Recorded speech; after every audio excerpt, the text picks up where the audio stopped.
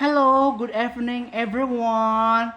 So magluko-luko sa tadri sa kwarto guys, kahit tugnaw ting ulan. Nakalimot ko shout out di ay sa taga-assessor si Ma'am and Sir.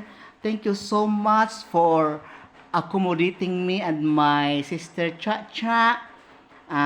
At last kanang we are done sa amo ang mga tuyo ninyo. So, kanang pwede nami magbayad sa amuang individual tax sa amuang mga Pinoyanan. So, katong kanang nagbalak nga kanang kuan kanang maoy mo amot kung unsa ilang plano. So, stipot lang kayo dyan kay no one can replace in our area.